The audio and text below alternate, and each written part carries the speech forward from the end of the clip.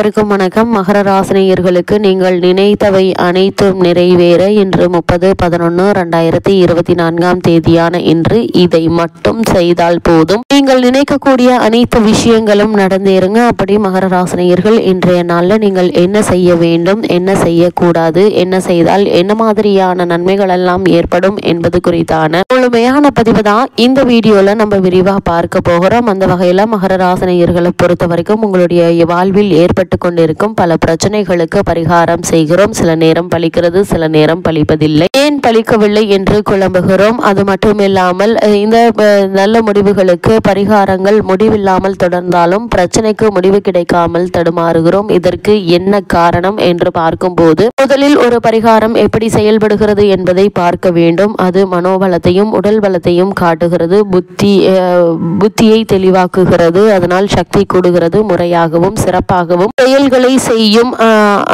ஆற்றலை தருகிறது, ஆத்ம பலத்தையும் அதிகரித்து எத்தனை பிரச்சனை வந்தாலும் சமாளித்துக் கொள்ளும் மனப்பான்மையை தருகிறது. இந்த பரிகாரம் நமக்கு தோஷத்தை நீக்கி நன்மையை தரும் என்ற உணர்வை உண்டாக்குகிறது. அதனால்தான் பரிகாரத்தை சொல்லும் போது அழுத்தமாக சொல்வார்கள், நம்பிக்கையோடு செய்யுங்கள், நிச்சயம் நமக்கு கிடைக்கும் என்பார்கள்.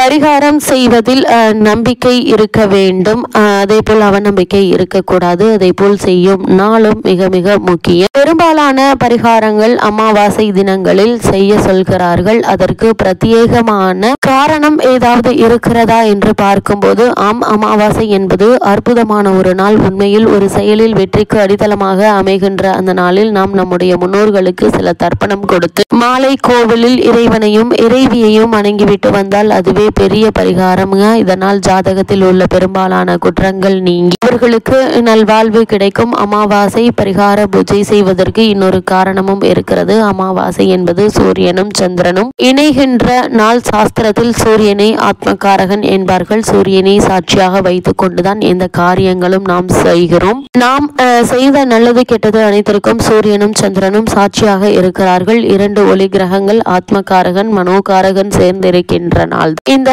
அமாவாசை. உடல் பலம் ஆத்ம பலம் ஒன்றாக பலம் கூடிய நாளாக அமாவாசை விளங்குவதால் பிராயச்சித்தம் செய்யும் போது இந்த மூன்றும் இயல்பாக இணைந்த நாளாக அமைந்து விடுகிறது. எனவேதான் அமாவாசை நாளை மிக சிறப்பான நாளாக சொல்கிறார்கள். மகாபாரதத்தில் துரியோதனன் தனது வெற்றிக்கு பூஜை செய்ய வேண்டும், களபலி தர வேண்டும், அதற்கு ஒரு நல்ல நாளை குறித்து கொடுக்க வேண்டும் என்று ஜோதிட சாஸ்திரத்தில் வல்லவனான சகாதேவனிடம் போய் கேட்கின்றான். சகாதேவன் குறித்து கொடுத்த நாள் அமாவாசை. அந்த நாளில் முறைப்படி களபலி தந்து அடிப்படை பூஜையை செய்துவிட்டால் துரியோதனனுடைய வெற்றியை யாராலும் தடுக்க முடியாது. இதை பின்னாளில் கண்ணன் மாற்றுகின்றார். இதிலே மிக முக்கியமாக கவனிக்க வேண்டியது ஜோதிட சாஸ்திரத்தை கண்ணன் மாற்றிவிட்டான் என்பதல்ல, அமாவாசையில் தான் களபலி தர வேண்டும் என்பதில் கண்ணனுக்கும் சாஸ்திர உடன்பாடுதான். ஆனால் அவன் அதற்கு முதல் நாளே அமாவாசை என்கின்ற தோற்றத்தை ஏற்படுத்தி சூரிய சந்திரர்களை வரவழைத்து இணைத்து தீர்த்தார்க்கடன்களை செய்ய தொடங்கி அவனை பார்த்து மற்றவர்களும் செய்ய அதை நம்பி அசல் அமாவாசைக்கு முதல் நாளே தனது பூஜையை முடிக்கிறான் துரியோதனன். துரியோதனனை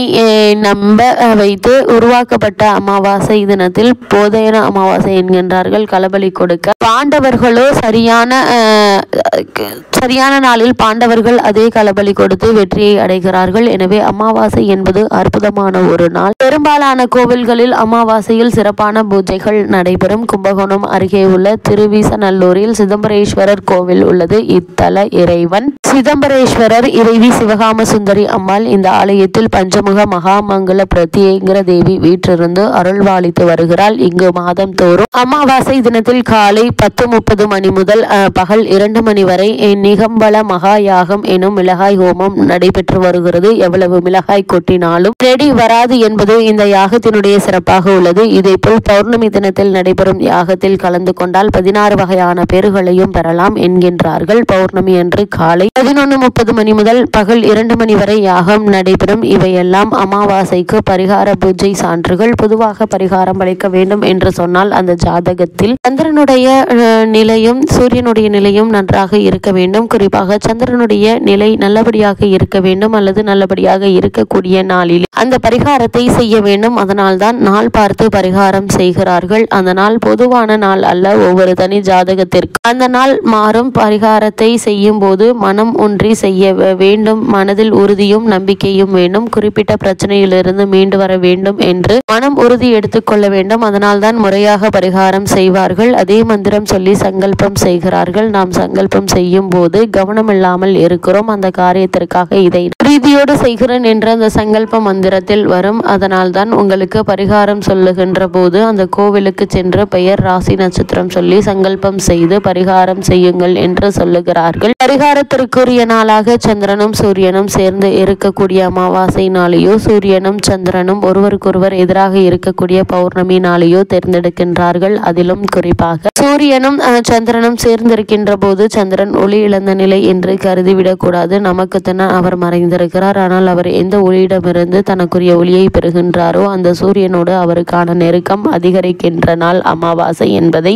மறந்துவிடக் கூடாது. பெரும்பாலான கிரக தோஷங்களுக்கு தெய்வ குற்றங்களை விட தென்புலத்தார் குற்றம், அதாவது பிதிர்குற்றம் தான் மிக தீவிரமாக இருக்கும் என்பதால் தான் பெரும்பாலானோர் அமாவாசை என்று தர்ப்பணம் செய்ய சொல்கிறார்கள். காரணம், பிதிர்குற்றத்தை நீக்கி அவர்களுடைய ஆசிர்வாதத்தை பெறுகின்ற நாளாக அமாவாசை விளங்குகிறது. இந்த ஆசிர்வாதம் கிரக தோஷங்களுக்கு எதிராக செயல்பட்டு நன்மையை செய்யக்கூடியதாக அமைஞ்சிருக்குதுங்க. அந்த வகையில மகர ராசினியர்களுக்கு இன்றைய தினத்துல மேலும் என்ன மாதிரியான நன்மைகள் எல்லாம் ஏற்பட இருக்கு என்று பார்க்கும்போது, இக்காலகட்டத்தை பொறுத்த வரைக்கும் மகர ராசினியர்களுடைய வாழ்வில் உங்களுடைய ராசிக்கு 12 சுக்கிரன் அமர்ந்திருக்கிறார். லாபஸ்தானத்தில் சூரியன் இருக்கிறாருங்க. இவைகள் இரண்டு மகர ராசிக்காரர்களுக்கு சாதகமான ஒரு அமைப்புகள் என்று தாங்க சொல்ல வேண்டும். இதனால் சுப விரயங்கள் வருங்க. அதற்கேற்ற வருமானமும் இருக்குங்க. குடும்பத்தில் உள்ளவர்கள் மன மகிழ்ச்சியோடு இருக்கக்கூடிய ஒரு தருணமா அமைஞ்சிருக்குது. அதே போல் உங்களுடைய ராசிக்கு பாக்கியாதிபதி புதன் லாபஸ்தானத்தில் இருப்பதும் அவர் சூரியனோடு இணைந்து இருப்பதும் நல்ல ஒரு அமைப்பு என்று தாங்க சொல்ல வேண்டும். இதனால் அரசாங்க காரியங்கள் பலிக்குங்க. வெளிநாடு சென்று பணியாற்ற வேண்டும் என்ற விருப்பம் இருந்துச்சு அப்படின்னா அதற்கான முயற்சிகளை தாராளமாக மேற்கொள்ளலாங்க. வெளிநாடு சென்று விசேஷ உயர்கல்வி பெற வேண்டும் என்ற விருப்பம் இருந்தாலும் அதற்கான முயற்சிகளை தற்போது நீங்கள் தாராளமாக மேற்கொள்ளலாங்க. சிறு முயற்சியிலேயே வெற்றி கிடைப்பதற்கான சாத்தியக்கூறுகள் அதிகம் இருக்கு. அரசாங்க தேர்வுகளிலையும் வெற்றி கிடைக்குங்க. புதிய வேலை வாய்ப்புகளுக்கு முயற்சித்து வரும் மகர ராசினருக்கு சிறு முயற்சியிலேயே நல்ல ஒரு முன்னேற்றம் ஏற்பட இருக்குது. தர்ம காரியங்கள் செய்வதில் ஆர்வம் காட்டுவீங்க. அதே போல் மகர ராசினியர்களை பொறுத்த வரைக்கும் தருணங்கள்ல மேலும் என்ன மாதிரியான விஷயங்களை நீங்கள் கவனமாக இருக்க வேண்டும் என்று பார்க்கும்போது, குரு உங்களுடைய ராசிக்கு 5ஆம் இடத்தில் வக்ரம் பெற்றிருக்கிறார். அவர் உங்களுக்கு விரயஸ்தானத்திற்கு அதிபதியாவதால் என்ன முயற்சித்தாலும் சிறு சிறு தடங்கல்கள், தாமதங்கள் ஏற்படுவதற்கான வாய்ப்புகள் இருக்குதுங்க. நண்பர்களால் பிரச்சனைகள் வரலாம். அதனால் அதிக கவனத்தோடு இருப்பது மிக மிக நல்லதுங்க. பயணங்கள் அலைச்சலை தரலாங்க. எப்பொழுதும் மனதில் ஒரு